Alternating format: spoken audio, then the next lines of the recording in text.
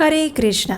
परम भगवान श्री कृष्ण को सभी मासों में सबसे अधिक मास जो प्रिय है वो है कार्तिक मास, और इस मास की अधिष्ठात्री देवी है कृत्तिका यानी कि श्रीमती राधा रानी स्वयं। इस मास में श्रीमती राधा रानी की पूजा अर्चना करके मनुष्य भगवान श्री कृष्ण की शुद्ध भक्ति प्राप्त कर सकता है, उनकी विशेष कृपा प्राप्त कर सकता है। और इसी मास में भगवान की शुद्ध भक्त तुलसी देवी की पूजा आराधना करके भी इसी प्रकार का फल प्राप्त किया जा सकता है। और इसीलिए इस कार्तिक मास के विशेष समय में इस समय हम कार्तिक महात्म्य कथा श्रृंखला में तुलसी देवी की महिमा का गान और श्रवण कर रहे हैं। जैसा कि आप जानते हैं, हमारी इसी कथा श्रृंखला की पिछली कड़ी में हमने सुना था कि पद्म पुराण, अगस्त्य संहिता और विष्णु रहस्य नामक अनेक वैदिक ग्रंथों में भी तुलसी देवी की महिमा का वर्णन किया गया है। तुलसी देवी के सूखे हुए काष्ठ की महिमा बताई गई है और तुलसी युक्त जल से स्नान करने के महत्व के विषय में भी हमने पिछली कथा में चर्चा की थी। और आज की हमारी कथा श्री चैतन्य चरितामृत नामक ग्रंथ से है। तो चलिए आज की कथा यात्रा का आरंभ करते हैं। जैसा कि हम सब जानते हैं, भगवान श्री कृष्ण स्वयं श्री चैतन्य महाप्रभु के रूप में श्रीमती राधा रानी का भाव अंगीकार करके इस कलयुग में प्रकट होते हैं। वे इस कलयुग की प्रथम संध्या में अपने अंतरंग पार्षदों के साथ अवतरित होते हैं और वे स्वयं इस जड़ जगत के अनादि काल से बंधे हुए जीवों को बिना किसी भेदभाव और अपनी संपूर्ण कृपा बरसाते हुए अपने श्री चरणों की शुद्ध अनन्य प्रेम भक्ति प्रदान करते हैं। श्री चैतन्य महाप्रभु करुणा के अवतार माने गए हैं। वास्तव में इस अवतार में भगवान श्री कृष्ण स्वयं पंच तत्व के स्वरूप में आकर विभिन्न रसों का आस्वादन करते हैं। लेकिन यहाँ पर ये बात भी जानना अत्यंत आवश्यक है कि भगवान श्री कृष्ण का श्री चैतन्य महाप्रभु के रूप में प्राकट्य होना, उसके पीछे भी कुछ मुख्य और कुछ गौण कारण है। और उन अनेकों कारणों में से एक प्रमुख कारण है भगवान श्री कृष्ण श्री अद्वैत आचार्य की पुकार सुनकर श्री चैतन्य महाप्रभु के रूप में आए थे। लेकिन ऐसा क्या हुआ था और कौन थे श्री अद्वैत आचार्य जिन्होंने भगवान श्री कृष्ण को इस धरातल पर प्रकट होने के लिए विवश कर दिया? आइए सुनते हैं। श्री चैतन्य चरितामृत में श्रील कृष्णदास कविराज गोस्वामी लिखते हैं, जब अद्वैत आचार्य इस जगत में प्रकट हुए तो उन्होंने देखा कि संपूर्ण संसार श्री कृष्ण की भक्ति से विहीन हो रहा है, क्योंकि सभी लोग भौतिक व्यापारों में व्यस्त हो चुके हैं। प्रत्येक व्यक्ति, चाहे पाप के कारण हो या फिर पुण्य के कारण, वे सभी किसी न किसी प्रकार से भौतिक सुख भोगों में ही लगा हुआ था। कोई भी व्यक्ति भगवान की सेवा में, उनकी भक्ति में रुचि नहीं रख रहा था और इस कारण से वे जन्म और मृत्यु के चक्र से मुक्त भी नहीं हो पा रहे थे। जब अद्वैत आचार्य ने इस संसार की इस कष्टमय स्थिति को देखा तो उनके हृदय में करुणा उमड़ आई और वे विचार करने लगे कि आखिर जनमानस का हित कैसे किया जाए और कैसे इन बद्ध जीवों का उद्धार किया जाए। श्री अद्वैत आचार्य स्वयं और कोई नहीं अपितु महाविष्णु और सदाशिव के अंशावतार हैं। श्री चैतन्य चरितामृत के आदि लीला विभाग में श्री कृष्णदास कविराज वर्णन करते हुए कहते हैं, आपनी श्री कृष्ण यदि करे नवतार, आपने आचरी भक्ति करे न प्रचार, नाम विनु कली काले धर्म नाही आर, कली काले कैछे हबे कृष्ण अवतार, शुद्ध भावे करीबे कृष्ण आराधन, निरंतर सदैन्य करीब निवेदन, आनिया कृष्ण रे करो कीर्तन संचार, तबे से अद्वैत नाम सफल अमार। अर्थात अद्वैत आचार्य ने एक दिन ये सोचा कि यदि श्री कृष्ण अवतार के रूप में प्रकट हो तो वे स्वयं ही अपने व्यक्तिगत उदाहरण के द्वारा भक्ति का प्रचार कर सकते हैं। इस कलयुग के समय में भगवान के पवित्र नाम के कीर्तन के सिवा और कोई धर्म नहीं है, लेकिन इस कलयुग में भगवान अवतार कैसे लेंगे? इस प्रकार सोचते हुए उन्होंने आगे सोचा, मैं शुद्ध मन से कृष्ण की पूजा करूंगा, मैं उनसे निरंतर विनीत भाव से निवेदन करता रहूंगा। मेरा अद्वैत नाम तभी सार्थक होगा जब मैं श्री कृष्ण को पवित्र नाम संकीर्तन आंदोलन का प्रवर्तन करने के लिए प्रेरित कर सकूंगा। इस प्रकार जब अद्वैत आचार्य भगवान की पूजा के द्वारा उन्हें वश में करने के विषय में सोच रहे थे, तभी उनके मन में ये श्लोक आया, तुलसीदलमात्रेण जलस्य चुलुकेन वा विक्रीणीते स्वमात्मानं भक्तेभ्यो भक्तवत्सलः। गौतमी तंत्र विष्णु धर्मोत्तर से लिए गए इस श्लोक का अर्थ है, अपने भक्तों के प्रति अत्यंत वत्सल श्री कृष्ण अपने आप को उस भक्त के हाथ में बेच देते हैं जो उन्हें केवल तुलसी दल अथवा तो एक अंजुलि भर जल भी अर्पित करता है। तो इस प्रकार इस श्लोक के विषय में विचार करते हुए अद्वैत आचार्य ने सोचा, जो भी व्यक्ति कृष्ण को तुलसी दल और जल अर्पित करता है उसके ऋण को चुकाने की कोई विधि नहीं है। और भगवान कृष्ण भी सोचते हैं कि मेरे पास ऐसी कोई संपत्ति नहीं जो तुलसी दल और जल की समता कर सके। और फिर भगवान स्वयं अपने आप को उस भक्त के हाथों अर्पित करके अपना ऋण चुकाते हैं। इस प्रकार विचार करने के बाद अद्वैत आचार्य ने भगवान की आराधना करना आरंभ किया और उस समय उन्होंने मात्र गंगा जल और तुलसी दल से शालिग्राम शिला की पूजा करना आरंभ किया। उन्होंने भगवान को पुकारते हुए कहा, हे केशव, हे जगदीश, हे संपूर्ण जगत के नाथ जगन्नाथ, कृपया इस कलयुग के घोर अंधकारमय समय में आप प्रकट हों। इन बद्ध जीवों का उद्धार करने के लिए ज्ञान का प्रकाश लेकर, आपकी करुणा की मशाल लेकर आप इस धरातल पर अवतरित हों प्रभु, अवतरित हों। इस प्रकार उत्कृष्ट भाव से, संपूर्ण समर्पण, प्रेम और आराधना से जब अद्वैत आचार्य भगवान श्री कृष्ण को पुकारते हैं तो उस समय भगवान श्री कृष्ण स्वयं श्री चैतन्य महाप्रभु के रूप में इस धरातल पर कलयुग के समय में प्रकट होते हैं। भगवान सदैव ही तुलसी द्वारा पूजन से आकृष्ट हो जाते हैं और वे अपने भक्तों के ऋणी बन जाते हैं। तो इस प्रकार भगवान तुलसी के प्रति अपने प्रेम का प्राकट्य संपूर्ण विश्व में कर रहे हैं ताकि हर एक मनुष्य, हर एक जीव तुलसी देवी का आश्रय लेकर भगवान के चरण कमलों में शरणागत हो जाए और इस भगवत धाम को वापस लौट जाए। तो ये थी आज की विशेष कार्तिक मास महात्म्य कथा। ये कथा क्या आपने पहले कभी सुनी थी? अगर हाँ तो नीचे कमेंट बॉक्स में हमें लिखकर बताइए, और अगर पहली बार सुनी है तब पर भी बताइए। और अगर ये कथा अच्छी लगी है तो इस वीडियो को लाइक कीजिए और अपने सभी मित्रों और परिवारजनों को भी शेयर कर दीजिए। इस कार्तिक मास में विशेषकर भगवान की ऐसी पौराणिक कथाओं को श्रवण करने का जितना पुण्य फल मिलता है उतना ही पुण्य फल इसे दूसरों को सुनाने से भी मिलता है। इसलिए अपना हृदय खोल के सभी को इन सभी कथाओं को शेयर करते रहिए। और हम आपसे मिलेंगे इसी कथा श्रृंखला की अगली कड़ी में, और उस अगली कड़ी में हम बात करेंगे श्री चैतन्य महाप्रभु के एक और सुंदर लीला प्रसंग का, जिसमें उन्होंने गोवर्धन पर्वत, गुंजा माला और उन सब के साथ साथ तुलसी देवी की महिमा का भी वर्णन किया था। तो इस कथा को सुनने के लिए आपके अपने इस चैनल को याद से सब्सक्राइब करके रख लीजिए, नोटिफिकेशन ऑन करके रख लीजिए ताकि जल्द से जल्द सबसे पहले आप ये कथा सुन सके। तो आइए अब हम इस पवित्र कार्तिक मास में तुलसी देवी की आरती करते हैं। प्रतिदिन तुलसी देवी की पूजा करते हुए इस तुलसी आरती का स्तवन, पठन और श्रवण करना चाहिए। तो आइए अब हम उसी तुलसी आरती का श्रवण करते हैं। नमो नमः तुलसी कृष्ण प्रेयसी, नमो नमः राधा कृष्ण सेवा पवो, एई अभिलाषी, ये तुम्हार शरण लो, तारा वांछा पूर्ण हो, कृपा करी कर तारे वृंदावन वासी, मोर एई अभिलाष, विलास कुंज दियो वास, नयने हरिबो सदा, युगल रूप राशि, एहि निवेदन धर, सखीर अनुगत करो, सेवाधिकार दिए करो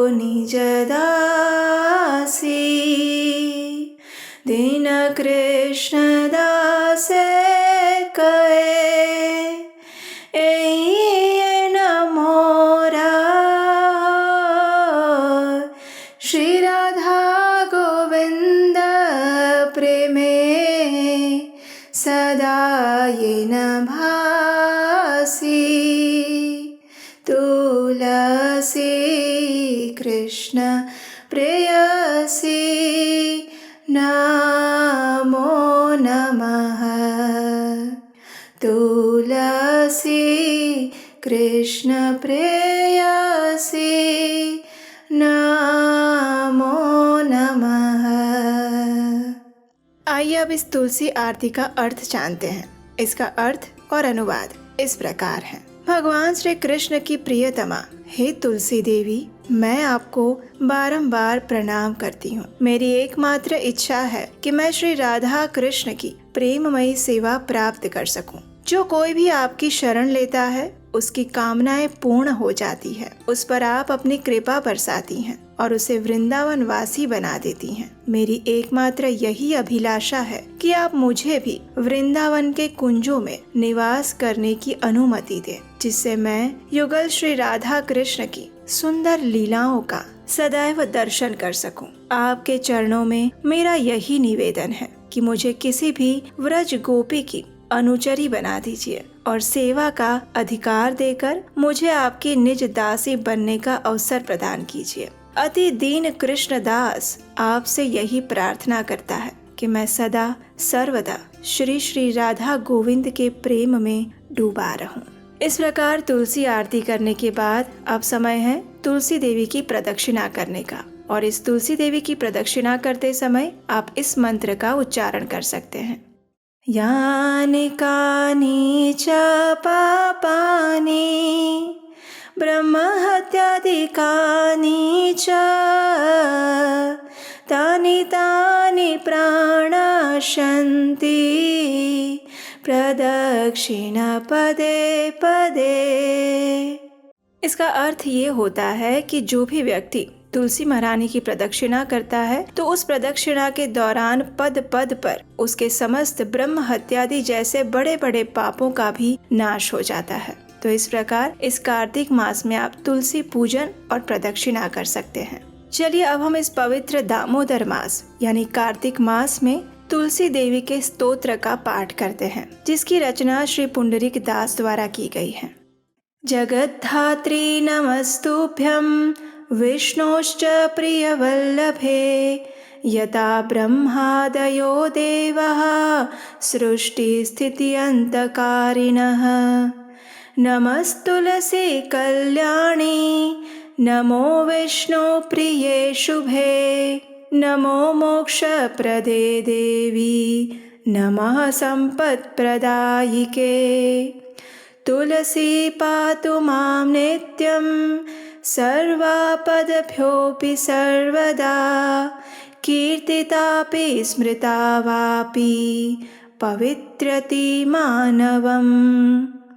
नमामि शिरसा देवीं तुलसीं विलसत्तनुं यां दृष्ट्वा पापिनो मर्त्या मुच्यन्ते सर्वकिल्बिषात्। तुलस्या रक्षितं सर्व जगत्ते तुच्चराचरं या विनिहन्ति पापानि दृष्ट्वा वा पापिभिर्नरैः। नमस्तुलस्यतीतरां यस्यै बद्धवाञ्जलिं कलौ कलयन्ति सुखं सर्वं स्त्रियो वैश्यास्तथा परे। तुलस्या नापरं किञ्चित् दैवतं जगति तले यथा पवित्रितो लोको विष्णु संगेन वैष्णवः। तुलस्याः पल्लवं विष्णोः शिरस्यारोपितं कलौ आरोपयति सर्वाणि श्रेयांसि वरमस्तके। तुलस्यां सकला देवा वसन्ते सततं यतः अतस्तामर्चये लोके सर्वान् देवान् समर्चयन्। नमस्तुलसी सर्वज्ञे पुरुषोत्तमवल्लभे पाहि मां सर्वपापेभ्यः सर्वसम्पत्प्रदायिके। इति स्तोत्रं पुरा गीतं पुण्डरीकेण धीमता विष्णुम् अर्चयता नित्यं शोभनैस्तुलसीदलैः। तुलसी श्रीमहालक्ष्मी विद्या विद्या यशस्विनी धर्म्या धर्मानना देवी देवी देव मनः प्रिया। लक्ष्मी प्रिय सखी देवी द्यौर्भूमिरचला चला षोडशैतानि नामानि तुलस्या कीर्तयन्नरः। लभते सुतरां भक्तिम् अन्ते विष्णुपदं लभेत्। तुलसी भूर्महालक्ष्मीः पद्मिनी श्रीहरिप्रिया।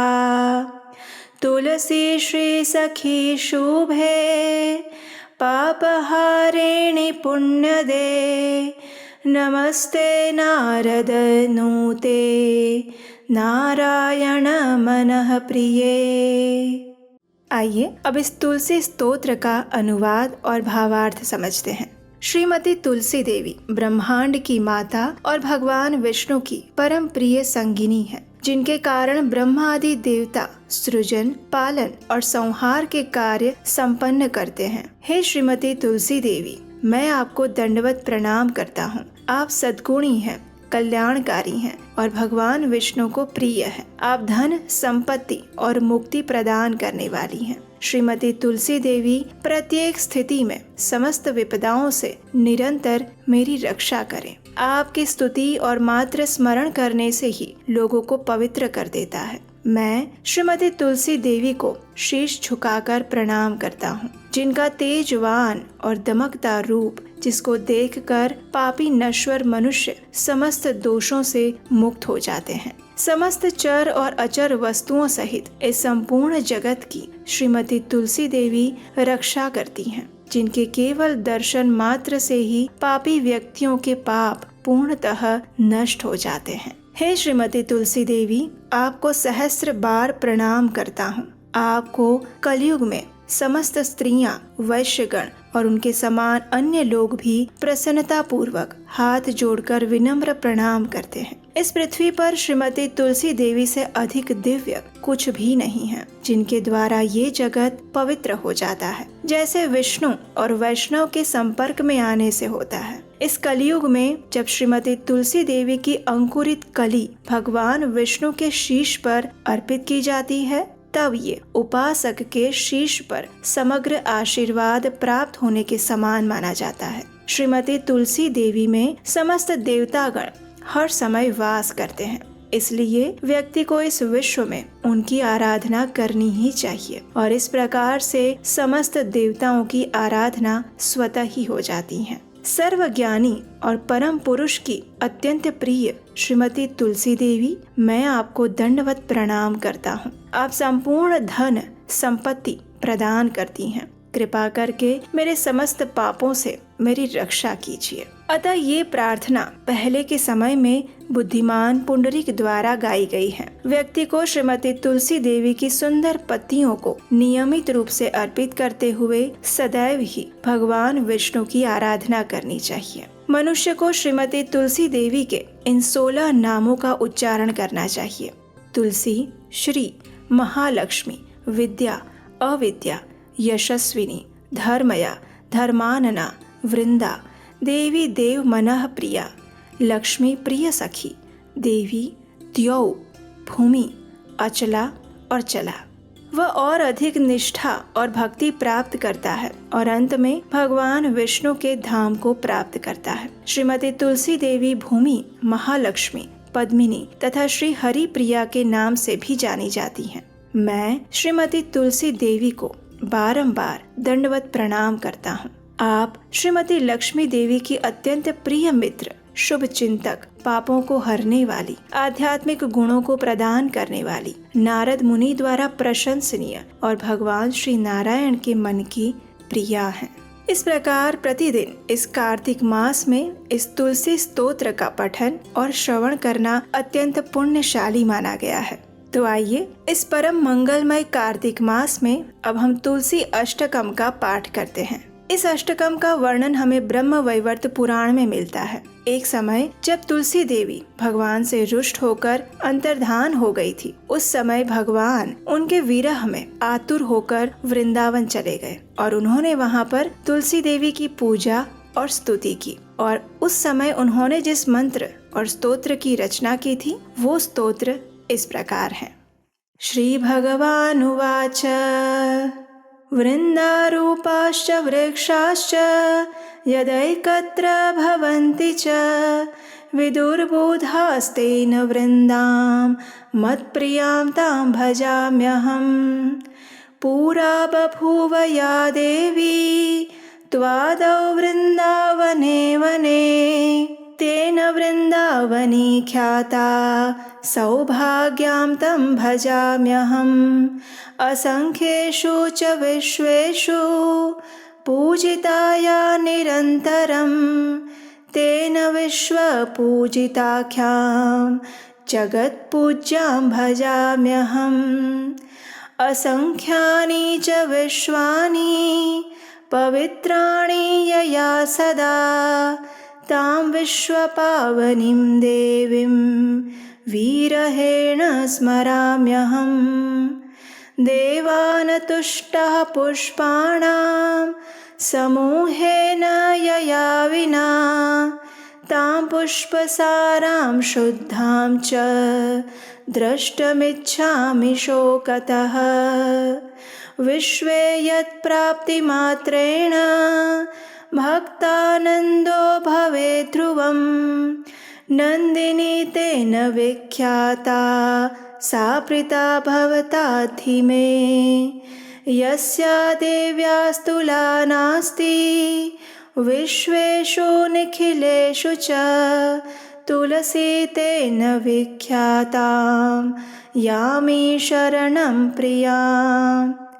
कृष्ण जीवन रूपाया शाश्वत प्रियतमा सती तेन कृष्ण जीवनीति मम रक्षतु जीवनम, मम रक्षतु जीवनम। आइए अब हम इस तुलसी अष्टकम का अर्थ जानते हैं।